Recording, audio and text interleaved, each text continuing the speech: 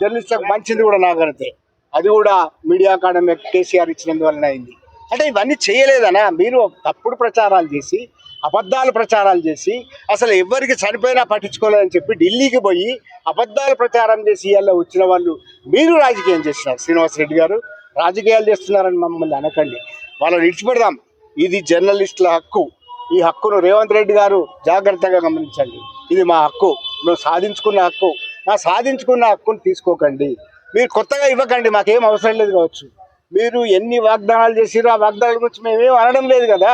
కానీ ఒకసారి T50 జీవోలో ఏం జరుగుతున్నదో మీరు గమనించండి. మంత్రి కానీ, సమాచార శాఖ మంత్రి పొంగులేటి శ్రీనివాసరెడ్డి గారు కానీ, అట్లాగే ముఖ్యమంత్రి రేవంత్ రెడ్డి గారు కానీ దీన్ని చూడండి. ఇది రాజకీయం కాదు, ఇది జర్నలిస్టుల హక్కులు. మాట్లాడే ఎవ్రీ రైట్ మాకు ఈ జర్నలిస్టుల గురించి మాట్లాడమే. మీ గురించి మేమేం అనడం లేదు. మీ పాలనకు సంబంధించింది కాదు, మీ పోస్ట్ మార్టంకి సంబంధించింది కాదు, మీ పాలన పోస్ట్ మార్టం కాదు. ఇది జర్నలిస్టుల హక్కులకు భంగం కలుగుతున్నది కనుక ఒక జర్నలిస్టులుగా, తెలంగాణ ఉద్యమంలో పాల్గొన్న జర్నలిస్టులుగా మేము ఇది అడుగుతున్నాం. గుర్తుపెట్టుకోండి, ఇది రాజకీయం కానే కాదు.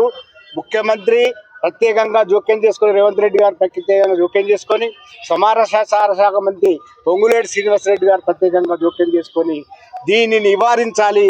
252 జీవో అనే దాని వల్ల 10,000 వరకు తగ్గించి మీరు ఇద్దామనుకుంటున్నారు. అది చెల్లదు.